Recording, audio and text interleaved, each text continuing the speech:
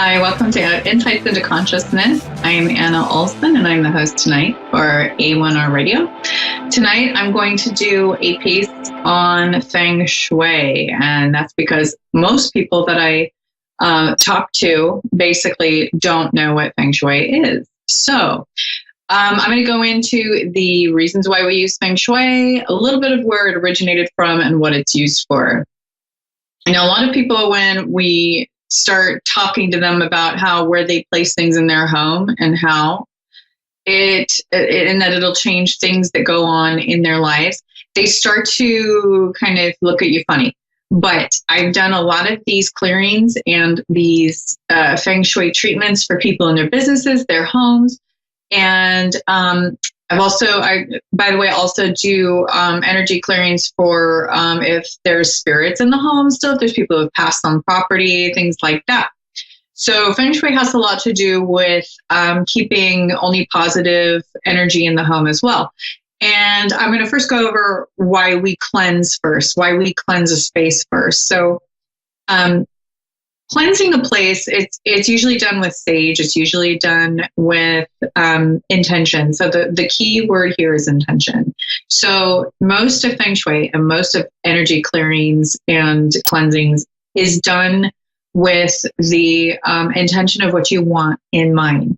So this can start off on a very large general scale and go down to a very, very detailed and very, you can just go so far with this to where you literally Feng Shui a desk or a table or a very small side table in your room, all the way down to, such as just like a small area, you wouldn't believe it. You can get really, really detailed with this. That's why I like to start out with the generalized way to do Feng Shui, and that is to first cleanse the place. That is to get any stagnant energy out of the place. Open windows, sage it. You get some sage, you burn it, you blow it out to where it's smoking, and you let it smoke in the room to clear all of the stagnant energy. And now that they finally have caught up with this and done some science on it, they realize that this sage actually cleansed the air in the room as well. So they will remove, in a closed door study, 98.9% of the airborne illnesses, viruses, and bacteria in the air that were floating around there just by staging the room and closing the door and letting it sit for a little bit. And if they keep the door closed and they come back in 3 days, the air is still really cleansed. So it doesn't even become recontaminated unless you introduce it to some other air. That's how well staging works just on the scientific biological level. So when we do that, we're clearing energy.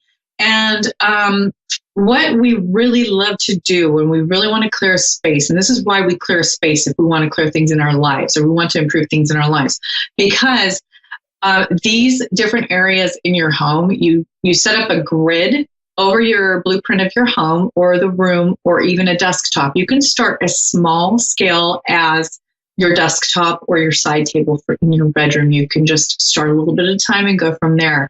Nothing says you have to make this stressful. As a matter of fact, you want this to be the least stressful as possible through the process.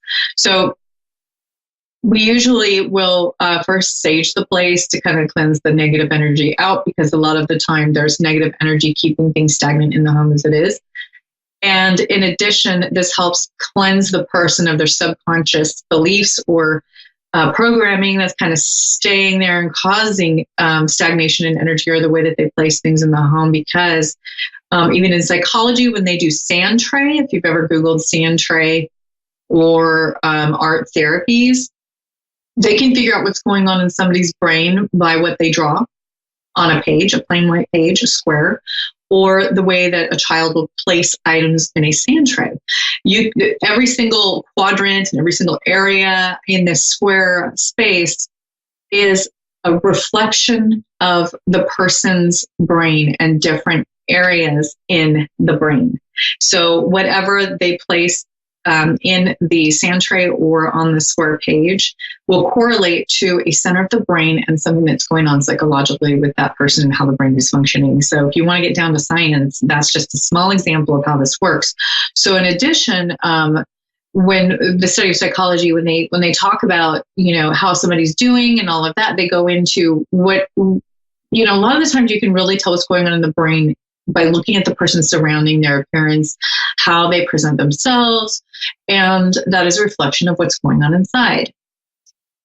Feng Shui helps people in a way of programming the brain and the surroundings and even their life events. Now, this is where I want to just like throw this out there, that it's not as weird as it sounds, that you can increase your money, you can increase your social circle, you can increase your fame, you can increase so many things just by using Feng Shui and where you place things and how you do things in your home. So we, first of all, get all your clutter out of your home. If you don't absolutely love it, you don't absolutely use it, haven't used it in the last 6 months at all, it needs to go. It needs to find a new home.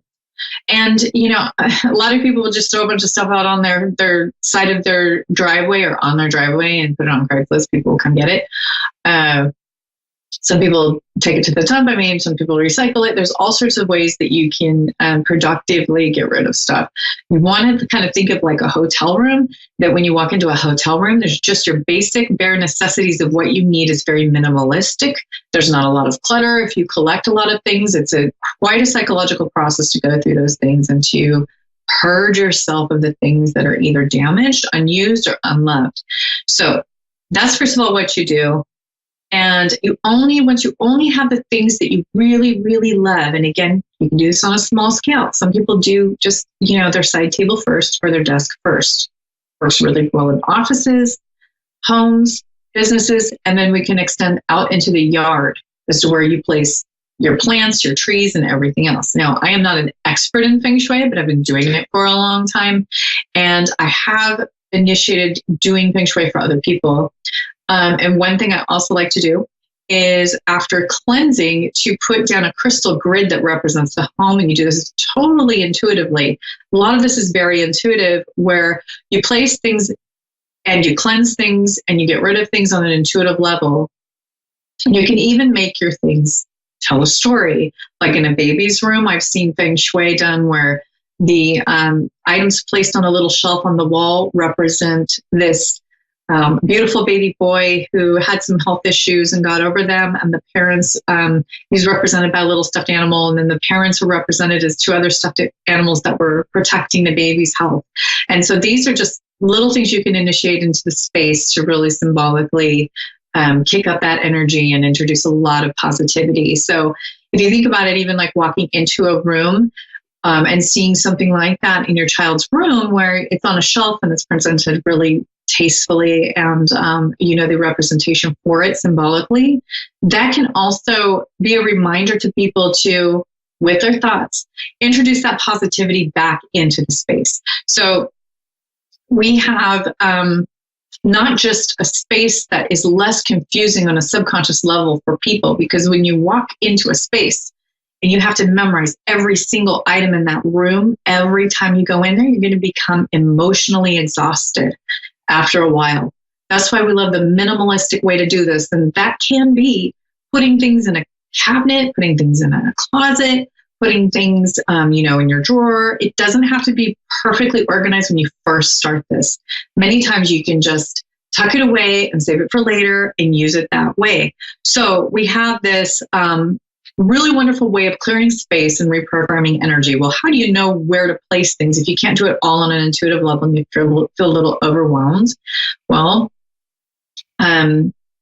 basically, there's an entire grid in Feng Shui, and there's a bagua, and this can go all the way into where you need a compass to do this extensively, but that's kind of down the road, and it's something that you can take classes on, you can read up on with books. There's lots of beginner books for Feng Shui. I like the real positive Feng Shui books for beginners, and you can start just by doing little things like making sure that all your doors open and close freely and there's nothing stopping the door from opening all the way. Or you can do things like in your office, you don't want your back to the door, and you don't want, if you have to have your back to the door at your desk, let's say, you put a mirror up in front of you where you can see the door behind you if somebody were to walk in. Now, there's other things like, when you place your bed in the room, you want it as far away from windows as possible to protect health. And you also want to put your bed in a place where if you were to sit up at night, you're not facing a mirror, so it doesn't scare you.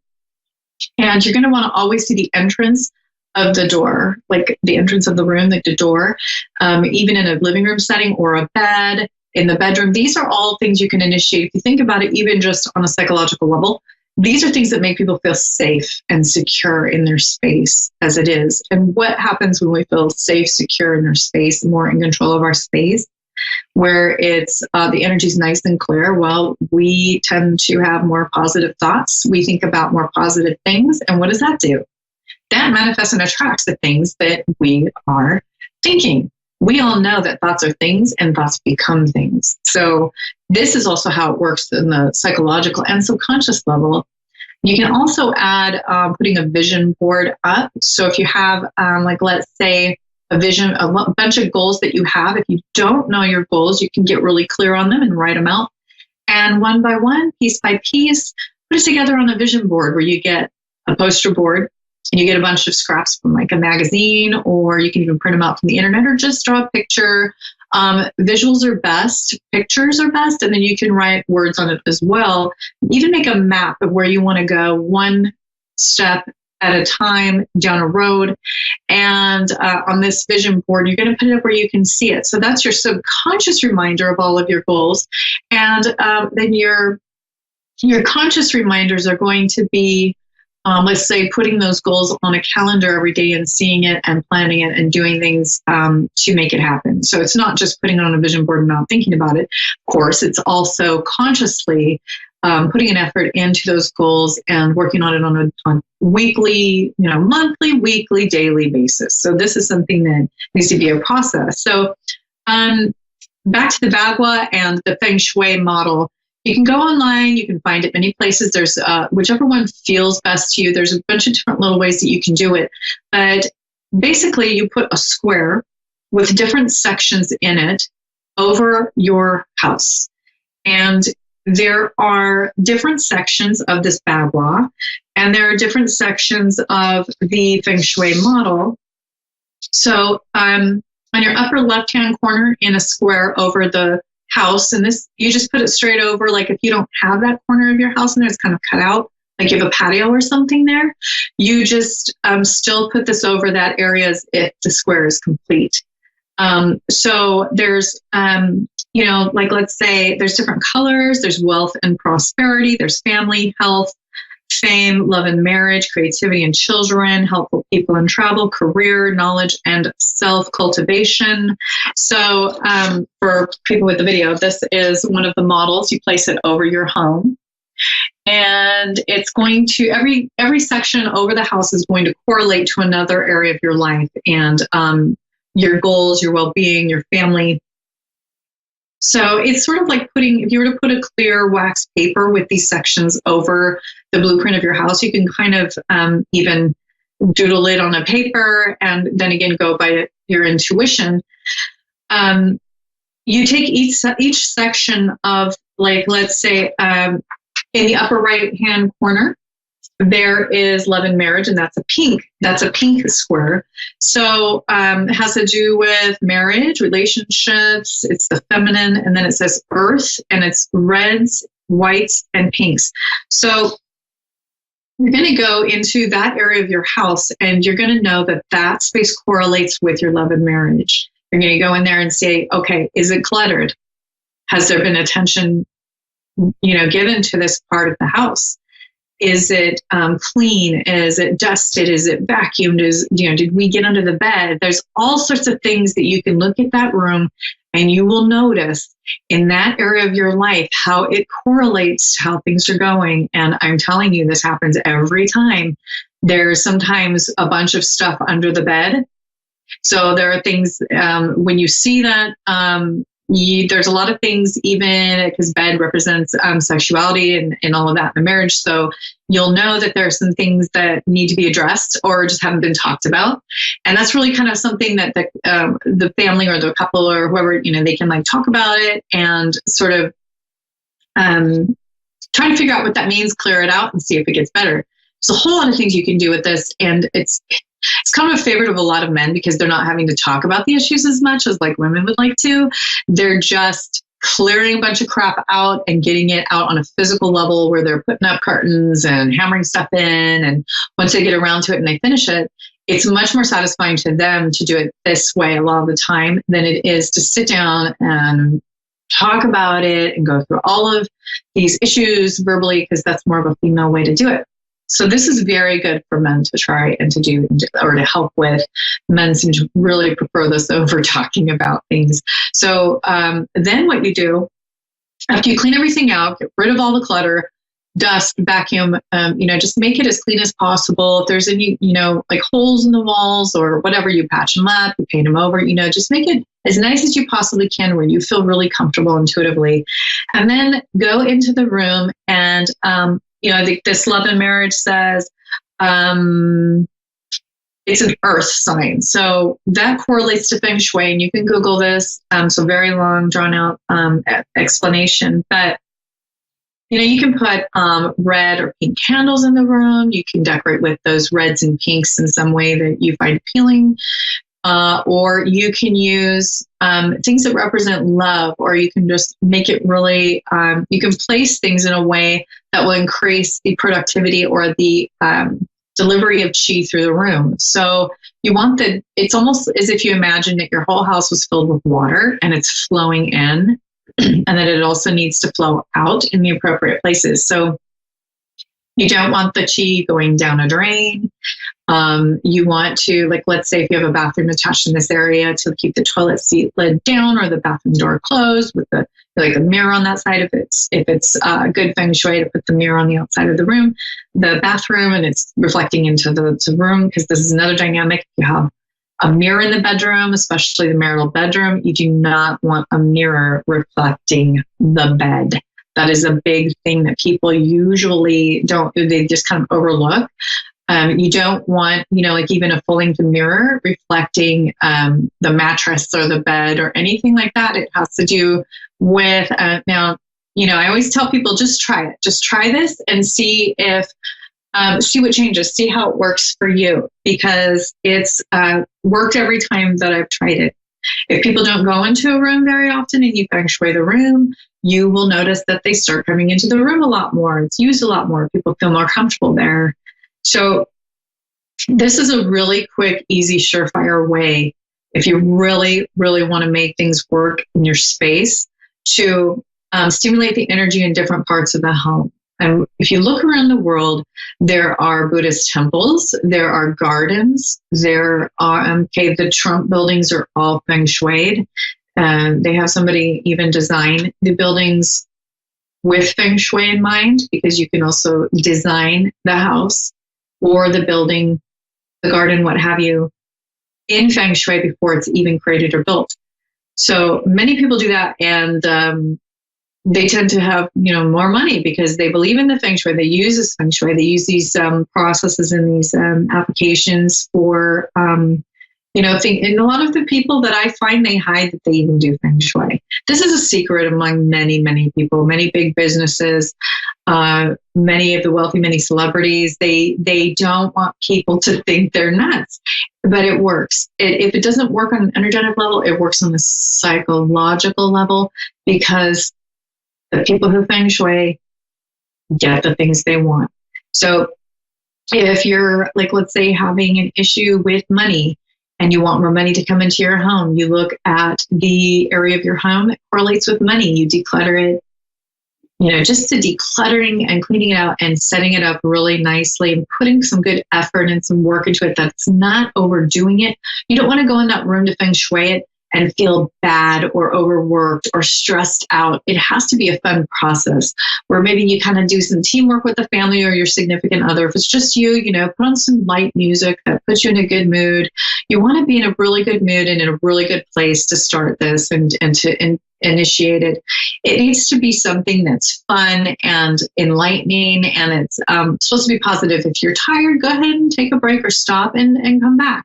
So, it has to be productive on an emotional level too, where the room doesn't remind you of how hard you worked and how exhausted you were. Okay. It should be a room that reminds you of how much fun you had doing it. You went and you bought all these wonderful things, like, let's say, your favorite home goods place, and you put it all together beautifully. You research the feng shui there and where the bed should go, where the table should go, where the, whatever it is should go. And that you made it your space. You made it a place that makes you happy. You don't want to argue with your significant other about this. Luckily, my husband doesn't argue with me about this kind of stuff, and I don't argue with him about this kind of stuff. But I know some couples do. So it needs to be, kind of agreed upon before it starts.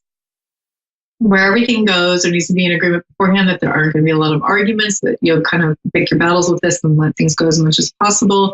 And if you do have a disagreement, the beautiful thing is that once you get it figured out and you initiate it into the feng shui, it's going to fix a lot of things energetically that you just resolved by doing the feng shui in the room. So this goes into fixing, helping, and reprogramming things on an energetic, emotional, psychological, spiritual level. So many ways, so many levels. And if it's overwhelming, you stop and come back. That's what's really wonderful about feng shui, is that it is a process. It's in layers. You can go so detailed that you could work, I'm not kidding, on this for the rest of your life, living in one place. So another thing I'm thinking of bringing up is that really papers, computers, office work, anything with work or the money, desks, filing should not go in the bedroom.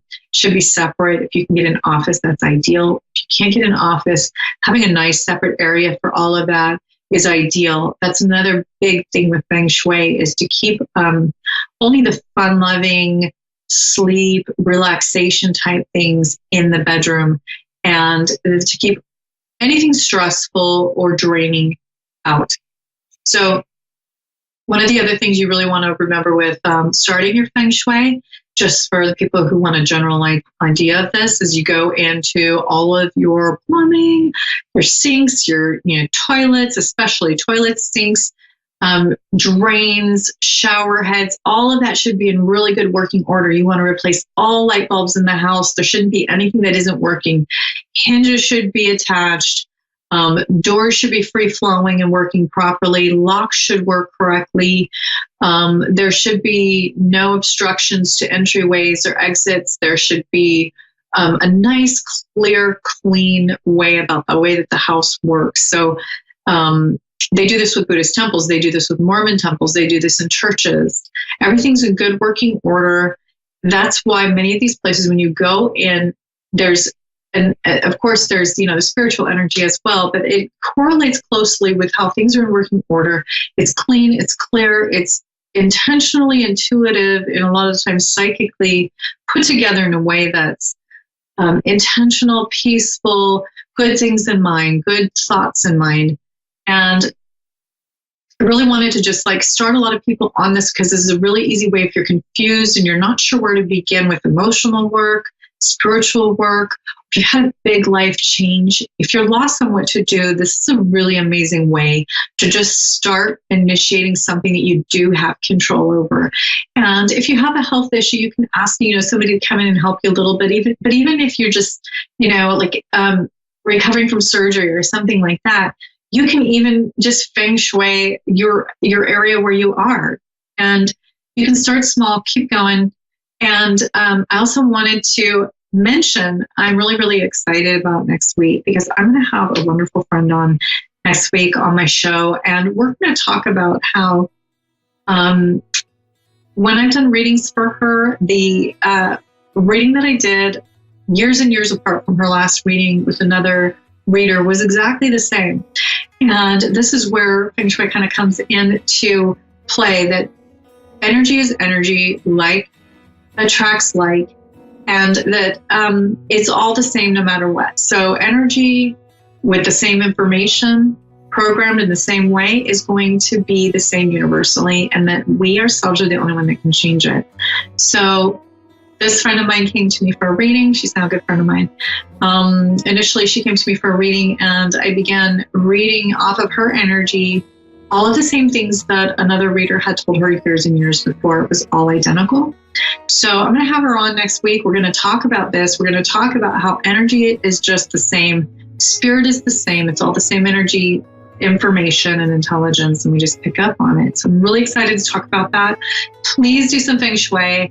Please email AnnaOlsenIntuitive.com. Go to my contact. Email me there and let me know how you like the feng shui. I want to know what your story is. Maybe I can have you on my show to explain how this worked for you. I'd really love to hear from you. So give me a email, AnnaOlsenIntuitive.com. My email is aodesign77@gmail.com. You can email me there too, AnnaOlsenIntuitive.com. Call me and make an appointment if you'd like a reading. I can go through all of this with you too and do space clearings. I can even get rid of a really annoying spirit if you'd like. So give me a call or email me. Thank you so much for watching today. I love doing the show, and I will see you next week.